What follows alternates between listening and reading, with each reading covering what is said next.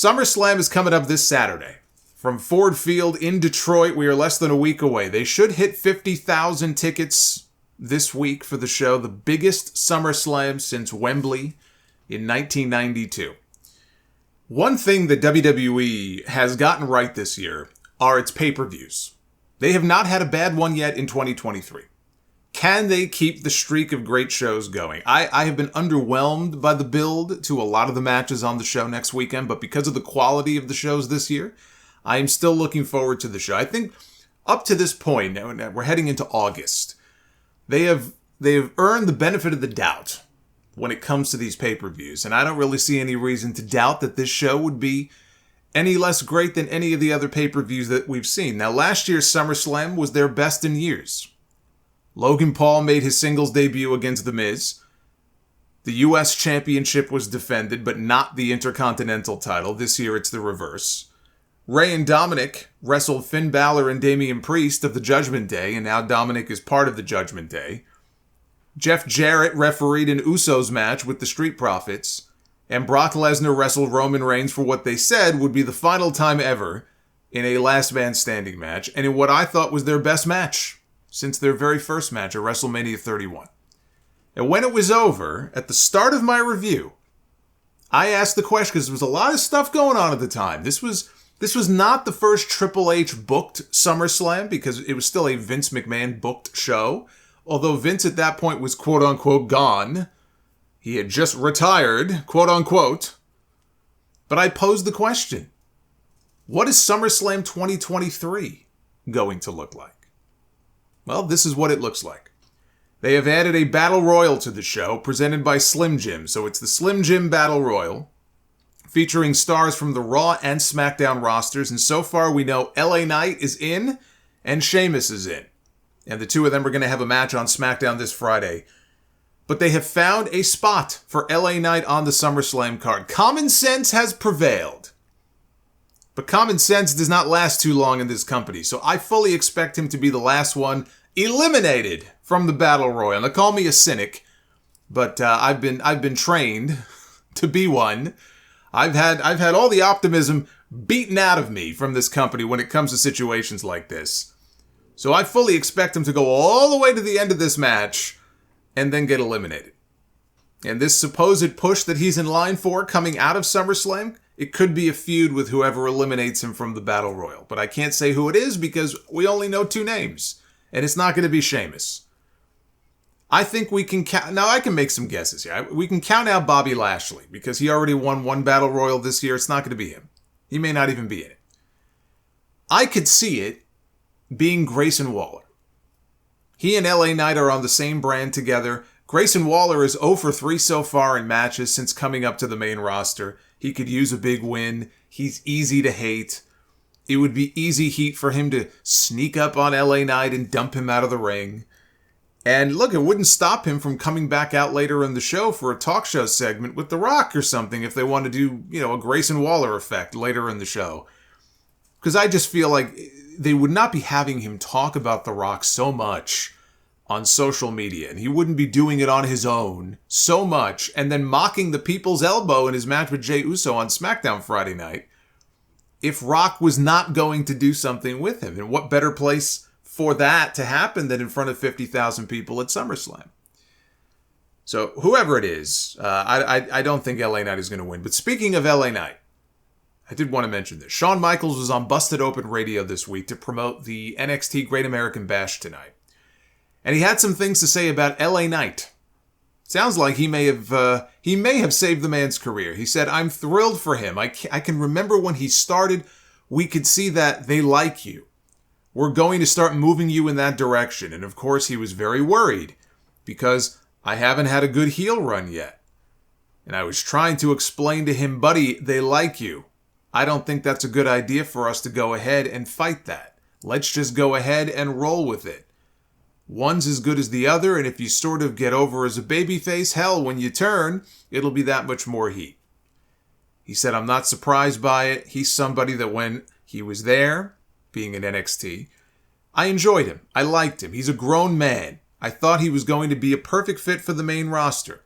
There were times when we were having difficulty down here when it wasn't always maybe my call on some things, that I had to go to bat for some people and really had to make sure that I impressed on them, like, my goodness, you don't want to sleep on these people. You don't want to lose these people. Let's keep them around. Trust me on this. Says, I'm very thankful they did because, again, LA Knight is a guy that is enjoying that right now. And I think the WWE Universe is enjoying LA Knight. He's somebody I think has a great future. That is not the first time that we have heard about Shawn Michaels speaking up and maybe even inadvertently saving someone's career. When CM Punk was being buried backstage in a production meeting or a booking meeting during the days of their ECW brand, Dave Lagana told the story. It was Shawn Michaels who spoke up and said, look, if you don't like something the kid's doing, why don't you just work with him to fix it instead of killing him? Who knows what they might have done with CM Punk had there not been a voice of reason in the room that day. Logan Paul is going one-on-one with Ricochet. That is likely going to open the show. Logan said he requested to go on first so that he still has time to fly to Dallas. He's going to try to make it in time for his brother's fight that night against Nate Diaz. This could be the show stealer. Logan has had some bangers so far. He's also due for a win because he's now failed to win Money in the Bank. He failed to beat Seth Rollins at WrestleMania. He failed to win the Royal Rumble. And he failed to beat Roman Reigns. Which means Logan Paul has not won a match since last year's SummerSlam. That was 1 year ago. So, sorry, Ricochet. This is going to be a win for Logan Paul. Shayna Baszler on Monday night said that she doesn't want a match with Ronda Rousey. She wants to fight Ronda Rousey. And Ronda later on accepted. The only question is, and we'll find out on Raw tomorrow night after I'm recording this here, what kind of fight is this going to be? Could it be MMA style with or without a cage? Because to me, if ever there was a time to do the first ever women's fight pit, it would be with these two. There's really nobody else on the roster or no other two people on the roster I can think of unless it becomes Shayna's gimmick going forward where it kind of becomes her thing, maybe to blow off some of her feuds. But you will not find two women who make more sense to put in a match like that than these two. And whatever stipulation, whatever kind of fight this ends up being, Shayna Baszler will win. You know, whether Ronda Rousey is leaving or not. And right now, that's only a rumor, but that is the belief that her deal may be up. She may be either leaving for good or taking a sabbatical coming out of SummerSlam. I think she'll put her friend over and Shayna's going to win. Gunther, who should be right around 420 days as Intercontinental Champion by the time SummerSlam rolls around. See what I did there with the 420 and rolls around? Anyway, he defends against Drew McIntyre. Like Logan and Ricochet, I think this could steal the show. If you saw the triple threat match with Sheamus at WrestleMania, you already know this. You already know what these two could go out there and do. These two guys are going to go out and they're going to beat the crap out of each other. But Gunther has to hold on until September 8th, which is the SmackDown after the Payback pay-per-view, in order to break the Honky Tonk Man's record as the longest reigning Intercontinental Champion of all time. He's made it this far. You know, for them to take the title off of him now, or at Payback in September, I mean, it would be a rib to make it this far and take the belt away from him. And they're so hung up on records. They always talk about Roman Reigns, 1,000 days, this record and that record, Bianca Belair, longest reigning, Raw Women's Champion. They're so big on records. I can't imagine they take that belt away from Gunther until he becomes the longest reigning champion. So I have him winning. We have Becky Lynch one-on-one with Trish Stratus. This has not officially been added to SummerSlam yet, but this is the whole reason they brought Trish back. Was probably to get her a SummerSlam match against Becky Lynch. So I expect this to be made official tomorrow night, and Becky is going to win.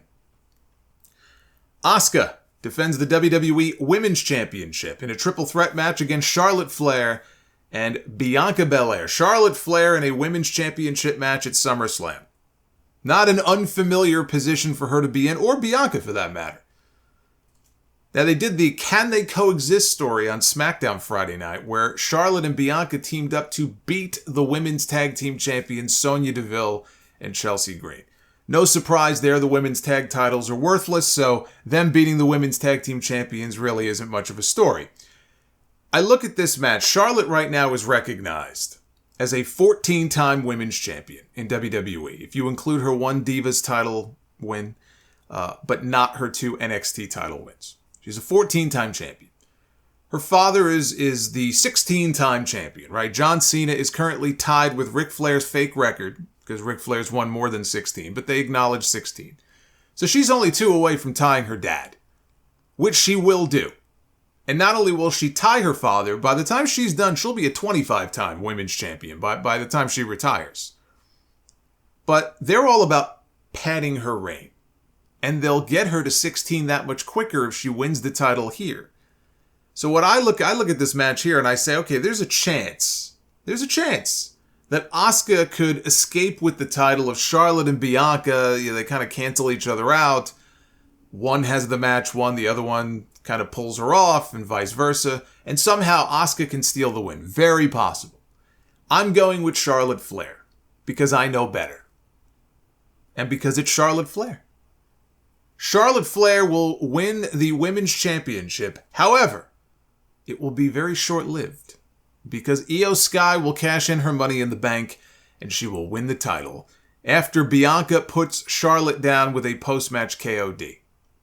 Because Bianca ain't taking none of that shit. And Io Sky swoops in, cashes in, and wins the championship. So now Charlotte and Bianca at that point, they can continue their feud if they want them to, if they want to pick up with Charlotte and Bianca, they could certainly do that. Io goes on to defend against Asuka as she tries to win her belt back. But Bayley is also lurking. Because she's going to want a title shot against Io at some point as well. So I do think we're going to get an Io cash in here. But I think it would be, I think, a bigger deal if Charlotte wins and then Io wins it from her, because I think people are just going to want to see Io Sky take the title from Charlotte. They're not going to want to see Charlotte, I think, with the belt back again. And when Io pins her, I think it'll be to a big reaction. More so than it would be if she would have just beat Asuka for the belt. So that's how I see that playing out. As long as Charlotte Flair does not walk out of Ford Field with the women's championship, I'm cool with it. Cody Rhodes, one-on-one with Brock Lesnar. Brock Lesnar is going to be returning on Raw tomorrow night. There's still time for them to add a stipulation to this, but as of right now, this is just a straight wrestling match. I would say that it's time for Cody to finish the story, whatever that story is with Brock, but that's the problem. They never told us what the story was to begin with. But he needs to put a pin in this, and he needs to move on to something else. It could be the Judgment Day, once they're done with Seth Rollins, but we've already seen that. We've already seen Cody wrestle Dominic. We've seen Cody wrestle Damian Priest on Raw. I believe we've seen Cody wrestle Balor. So it would feel like a retread. Maybe we get a surprise return coming out of this show. There's been talk of Bray Wyatt. There's been talk of Randy Orton. But there's been talk about Bray Wyatt and Randy Orton now for months. And guess what? They're still not back. So I don't know what's next for Cody. But I know what I don't want it to be. I don't want it to be this anymore. So Cody Rhodes is going to win. Seth Rollins defends the World Heavyweight Championship in a rematch for Money in the Bank against Finn Balor. This is the toughest match on the entire show to predict because of the wild card that is Damian Priest. I am all for Balor beating Seth Rollins and holding the World Heavyweight Championship. Let me just say that right off the bat. I would be fine with Finn Balor winning the World Heavyweight Championship, even if only for a short run, if it's a month, before dropping it back to Seth Rollins.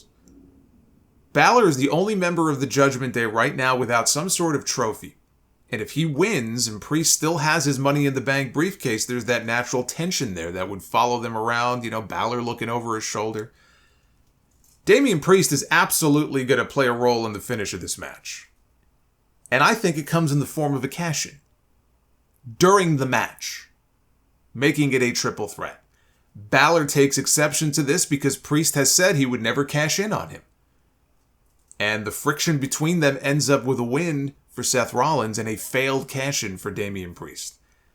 So I think we get 2 cash-ins on the same show, but only one of them is going to be successful.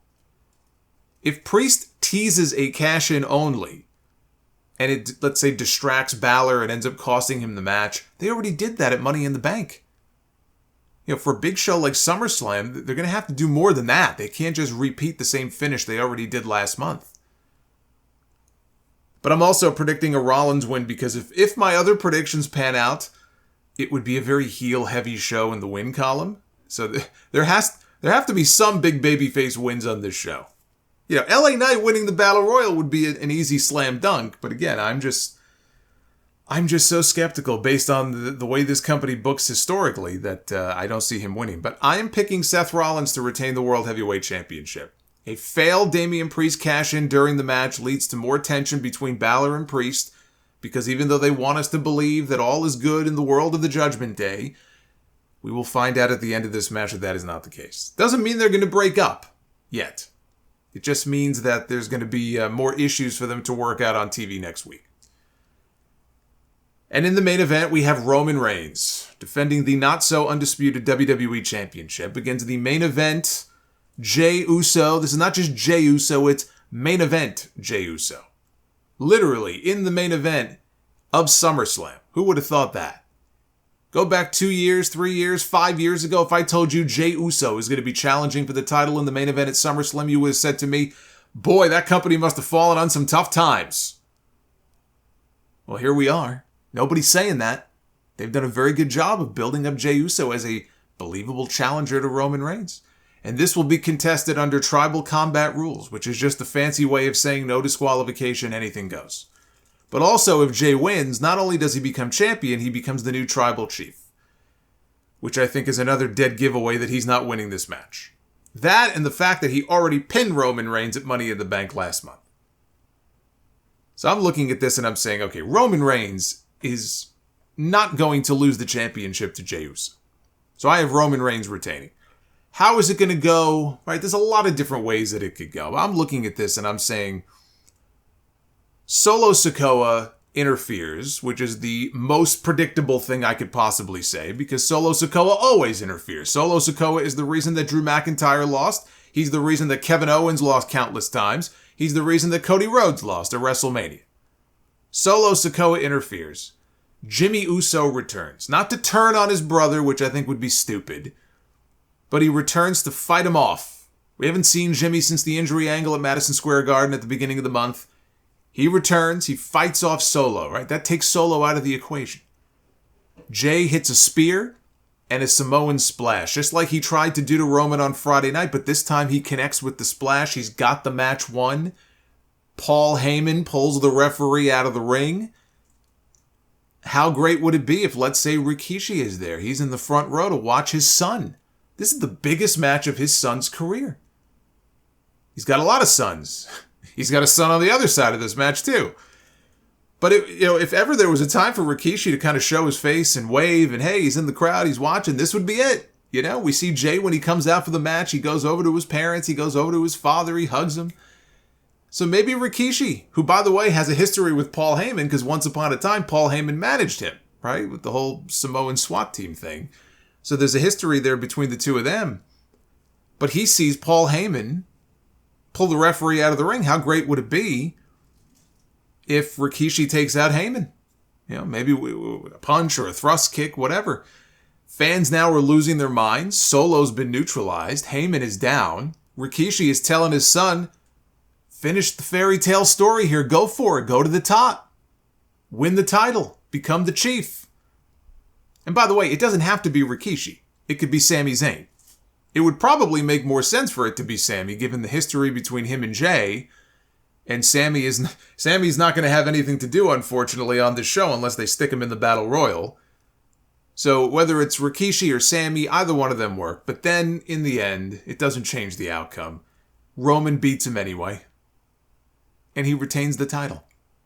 So the point is, they do every possible thing in their power to level the playing field and make you believe that Jey Uso has a shot and he might actually win the title. But then in the end, right, he realizes he's just not good enough. So it may not be the happy ending that people want, but Jey Uso is not going to be the top dog in this company. And when Roman Reigns, after this forever run that he's been on, when the day comes that Roman Reigns finally does lose, it should be to whoever that new kind of top dog is going to be. And I just don't think that person is Jey Uso.